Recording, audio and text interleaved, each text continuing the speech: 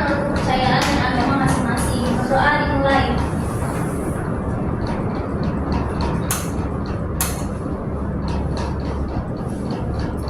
Berdoa selesai. Baik, terima kasih Alifah. Hari ini kita akan membahas tentang bahaya narkoba. Nah, sebelum kita masuk ke materi, Ibu mau ajak kalian untuk melakukan ice breaking. Ice breakingnya itu berupa senam. Jadi, Baik, Bu. Bu, instruksinya itu, bentar ya. Instruksinya itu nanti kalian akan mengikuti gerakan senam yang ada di layar. Oke? Baik, Bu. Baik, saya minta anak-anak semuanya untuk berdiri. Ikuti gerakan senamnya biar kalian lebih semangat memahami materi-materi kita pada hari ini.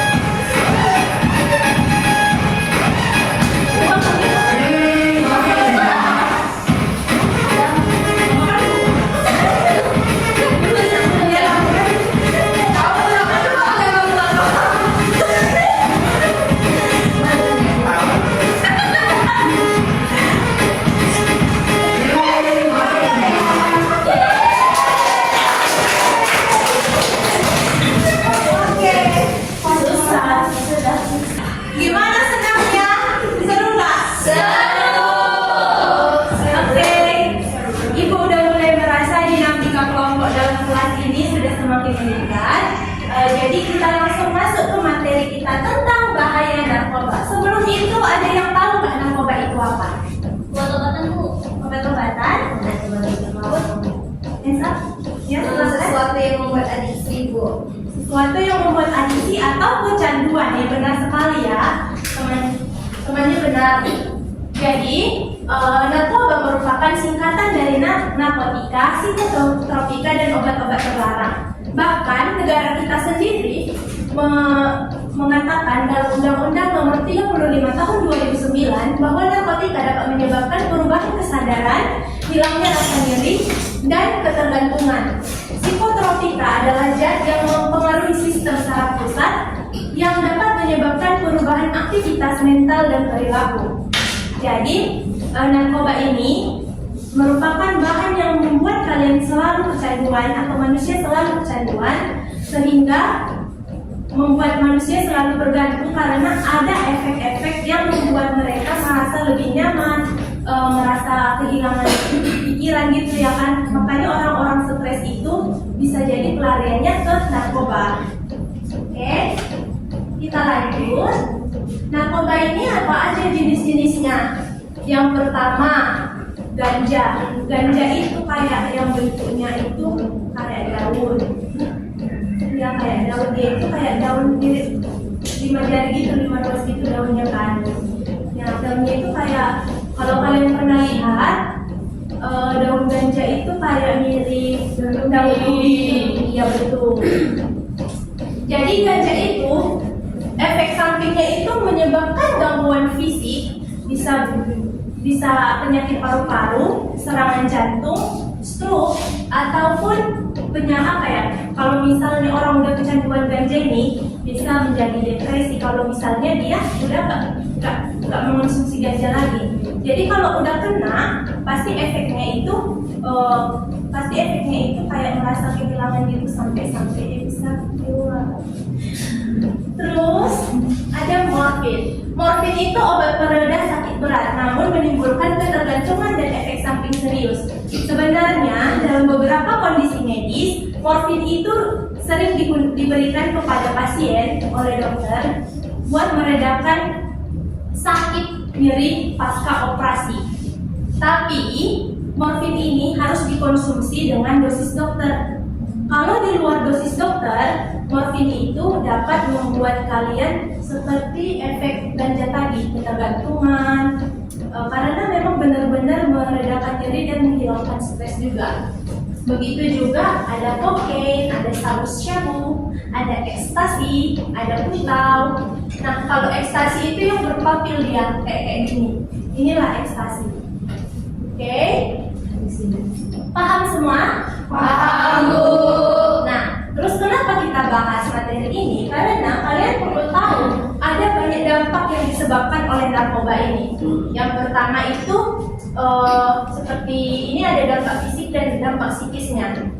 Ganja, sabu-sabu, heroin itu kan udah ada di sini kan. Sesak napas, kerusakan ginjal, penurunan kesadaran. Terus kalau secara psikis, ya dia bisa kayak halusinasi. Halusinasi itu kayak mana? Ya kayak dia kalau udah kelebihan mengonsumsi ganja itu, dia jadi kayak berangan-angan, dia berpikir dia bisa terbang, dia berpikir dia bisa naik gunung, tapi naik gunungnya itu pakai tangan gitu kan. Nah, itu halusinasi, paranoia, ketergantungan berat dan lain sebagainya. Nah, secara psikis juga narkoba ini juga mengakibatkan agresivitas. Agresivitas ini apa? Agresivitas itu merupakan perilaku yang terlalu agresif dan terlalu kayak aktif banget gitu. Delusi mungkin kalian tahu lah ya, delusi itu kayak bagian dari halusinasi tapi tingkatnya lebih tinggi gitu. Nah, dampak dari narkoba itu dalam sosial dan ekonomi itu apa? Yang pertama itu meningkatnya angka kriminalitas. Nah, seperti kalian tahu kita kan tinggal di Medan nih. Kalau kalian sering dengar pompa, nah itu berarti efek dari narkoba. Karena kan orang itu kan pakai narkobanya di pompa tuh kan. Nah, untuk beli narkoba itu kan mereka nggak punya duit. Jadi mereka harus mencuri, merayap besi, kan? Itu begal. Itulah dampak sosial dan salah satu dampak sosial dan ekonominya. Terus yang kedua itu merusak hubungan sosial dan keluarga. Kalian pernah nggak sih punya saudara atau tetangga yang pakai narkoba gitu? Ada teman. Nah, kalau dia udah kena narkoba gitu, dia sering jadi marah nggak? Emosionalnya nggak stabil kan? Nah, itulah yang membuat dia itu nggak bisa nggak bisa berbaur sama lingkungan sosialnya, atau jadi kayak diasingkan juga, karena kan orang-orang pasti nggak mau dekat sama orang-orang yang emosionalnya nggak stabil gitu kan. Nah, membebani anggaran negara untuk penanganan dan rehabilitasi, kemudian menurunkan produktivitas generasi muda. Selanjutnya, Kalian mau tahu nggak ciri-ciri pecandu narkoba itu di mana? Nah,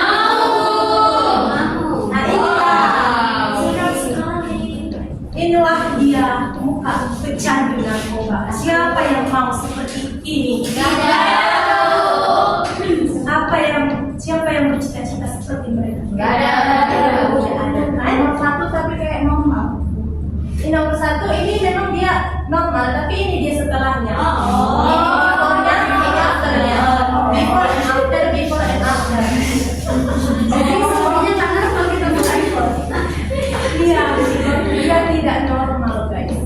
Seperti ini, nah awalnya dia ganteng banget, tapi sekarang dia udah kayak Pasien banget kan, dia udah kurus, sudah jadi matanya udah besar.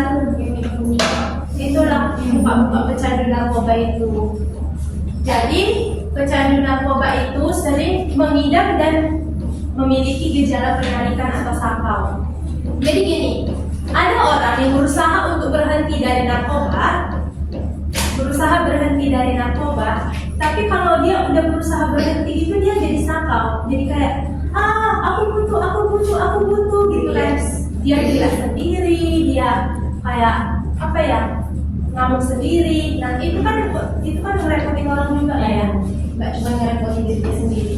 Nah, peningkatan dosis karena toleransi. Nah, kalau pakai narkoba ini, kalian udah pakai. Lama-lama kalian nggak cukup cuma dosis yang segini. Terus kalian minta nambah dosis lagi. Udah pelan-pelan dosis lagi segini. Kan nggak mau kan? Nggak mungkin kan? Jadi kan harus juga lah uang kalian kalau dibeli narkoba itu kan. Mungkin kan? Selanjutnya perubahan penampilan fisik seperti mata merah, kulit pucat, dan badan kurus seperti yang kalian lihat ini. Nah itulah termasuk dari ciri-ciri pecandu narkoba. Terus ada perubahan perilaku, mudah marah, insomnia, tidak terawat. Oh ya, rata-rata pengguna narkoba itu udah malas mandi loh. Jadi kalau ada teman kalian yang malas mandi, hati-hati. Jadi bagaimana upaya pemerintah negara kita ini untuk mengatasi narkoba? Yang pertama melakukan edukasi dan kampanye. Seperti yang sering dilakukan oleh BNN, mereka itu sering datang ke sebuah daerah-daerah untuk melakukan kampanye pengentasan narkoba atau kampanye pencegahan narkoba. Terus yang kedua itu melakukan rehabilitasi pecandu seperti yang ada di mana ya, yang ke arah sana, Sibolangit. Nah kan di situ ada rehabilitasi narkoba. Itu merupakan salah satu program dari negara, usaha-usaha dari pemerintah untuk mengentaskan orang-orang yang pecandu terhadap narkoba. Kemudian ada penegakan hukum terhadap pengedar.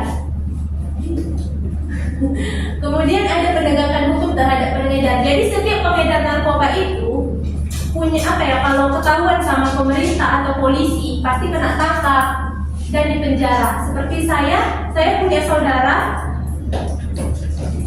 saudara itu, dia itu ditangkap karena dia ketahuan jual narkoba ke anak-anak di bawah umur. Dia divonis sudah 15 tahun penjara. Jadi sampai sekarang dia belum keluar. Kan sia-sia hidup itu kan di penjara, padahal enak mie ayam kan. Enak Bu. Itulah dia. Sebelah juga enak kan ya Bu. Itulah di penjara dia makan apa, nasi basi. Segitu enak kehidupan ini, tapi dibuang dia sia-sia hanya untuk di penjara. Dia di penjara karena apa ya? Karena dia jual narkoba. Nah, selanjutnya kerjasama internasional. Jadi Indonesia dengan negara-negara lain memiliki kerjasama internasional tentang penyelundupan atau penyaluran narkoba yang ada di dunia ini. Baik.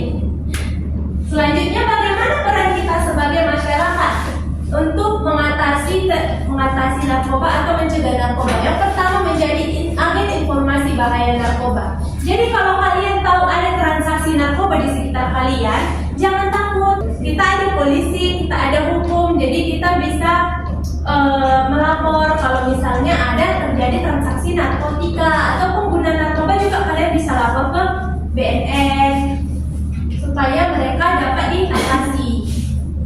Terus kemudian mengawasi lingkungan sekitar. Jadi kalau kalian tinggal di dalam sebuah lingkungan, kalian harus peka terhadap lingkungan lingkungan kalian.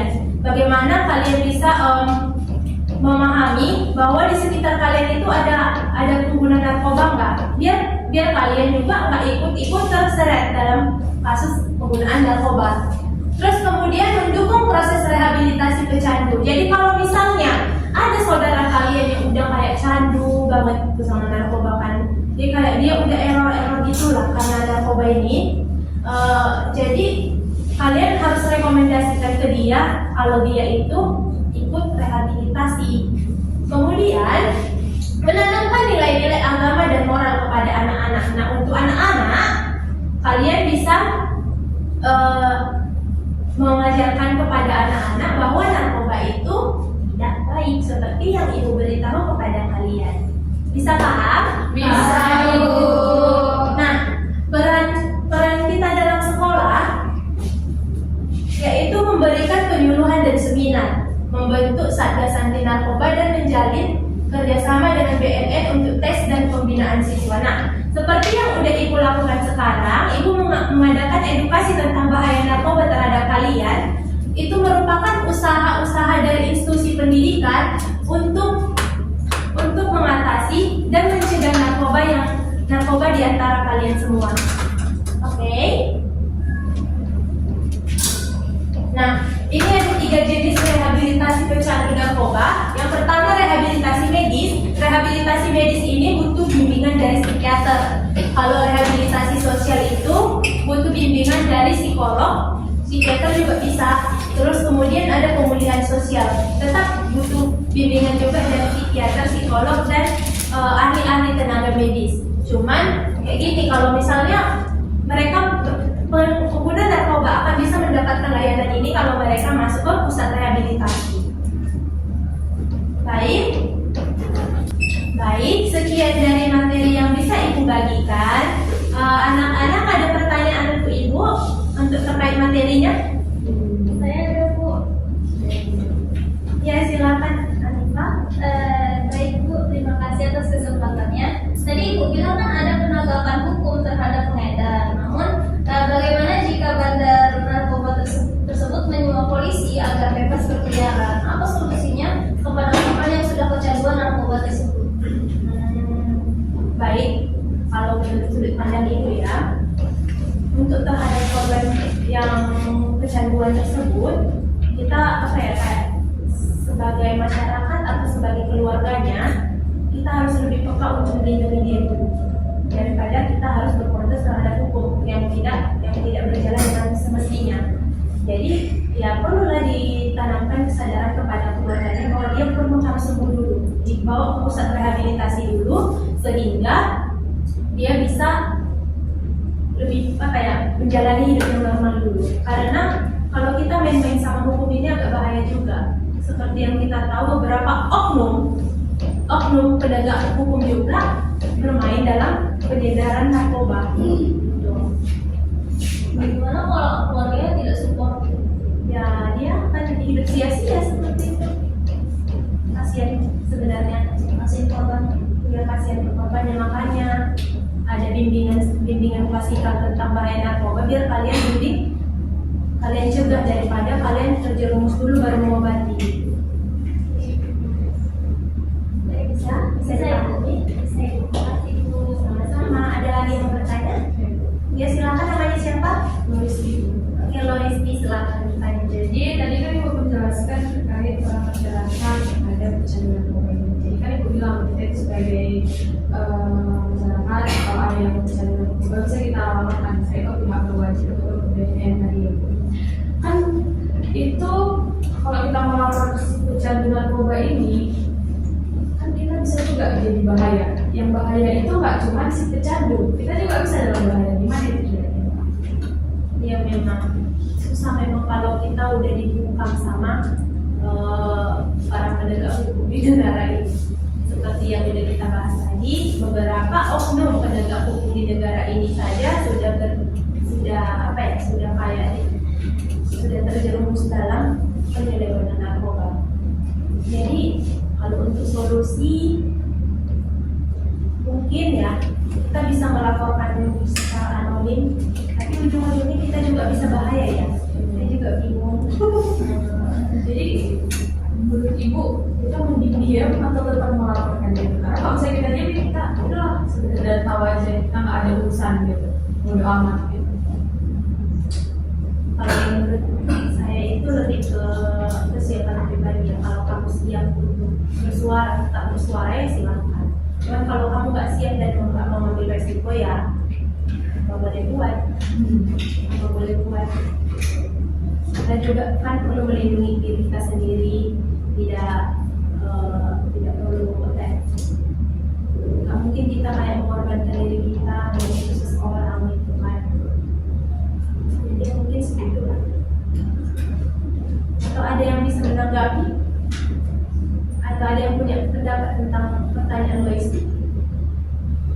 Enggak, Bu. Oke, ya pesan.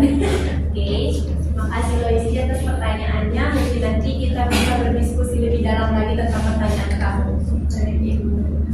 Oke, anak-anak semuanya paham?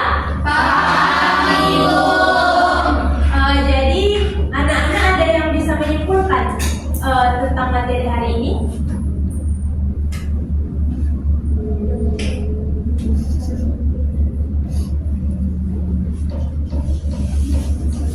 Nanti Ibu tunjuk ya. Gigi? Jadi saya simpulkan kalau misalnya narkoba ini berbahaya, apalagi itu berada di sekitar kita. Jadi jangan takut jika kita melihat sesuatu yang berbau-bau narkoba untuk segera melaporkannya agar kita nggak terjerumus ke dalam hal itu. Baik, tepuk tangan untuk Gigi. Oke, sebelum kita menutup pertemuan kita hari ini, Ibu mau minta kalian semua untuk mengekspresikan apa yang kalian dapat dalam pertemuan ini melalui kertas yang akan Ibu bagi. Semuanya ready? Ready, Bu. Ready, Bu.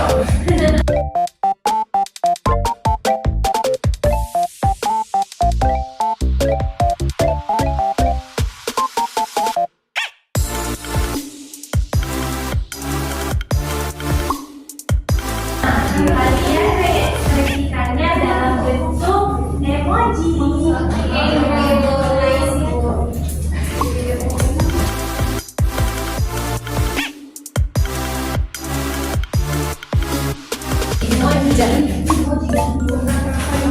Iya, tentang perasaan kalian setelah mendapat wawasan baru tentang narkoba. Berbahaya berarti.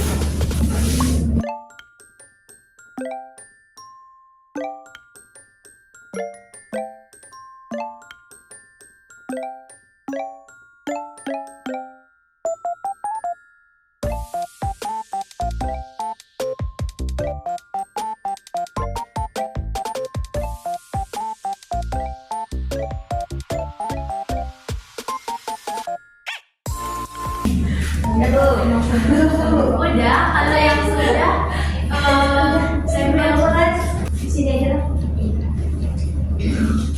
Sudah, boleh bikin. Boleh yang udah siap aja, yang udah siap. Kalau yang belum siap.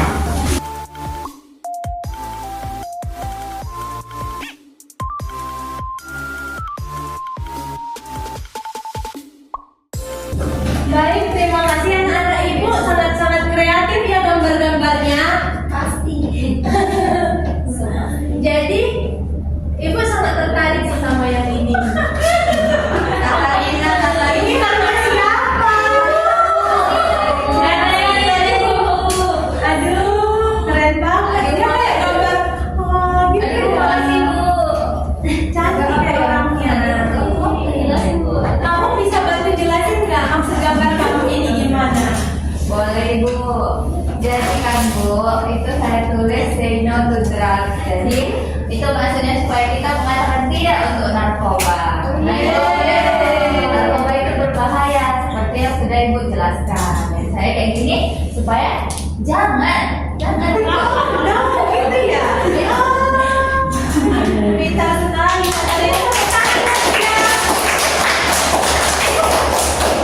Kita tempel kembali ya. Baik, setelah anak-anak semua perasaan anak-anak semua dan pengalaman anak-anak semua melalui sticky notes yang sudah Ibu bagikan. Kita akan mengakhiri pertemuan kita pada hari ini. Tapi sebelum itu, Ibu minta kalian semua untuk berjanji tidak akan jatuh ke dalam narkoba. Amin. Janji. Beneran kan janji? Nanti kayak yang di gambar itu loh. Beneran nggak mau? Beneran nggak mau kan? Beneran. Oke. Baik, Ibu minta kepada Alifa selaku ketua kelas untuk menutup kegiatan pada hari ini dengan doa. Oke, baik Ibu. Sebelum kita mengakhiri pembelajaran kita pada hari ini, alangkah baiknya kita berdoa menurut kepercayaan dan agama kita masing-masing. Berdoa dimulai.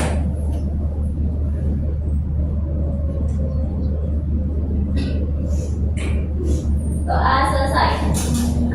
Baik, terima kasih atas kesediaan anak-anak ibu sekalian karena sudah menghadiri bimbingan klasikal pada hari ini dan sudah bersemangat, excited banget untuk mendengarkan materi penjelasan ibu. Ibu akhiri pertemuan ini, selamat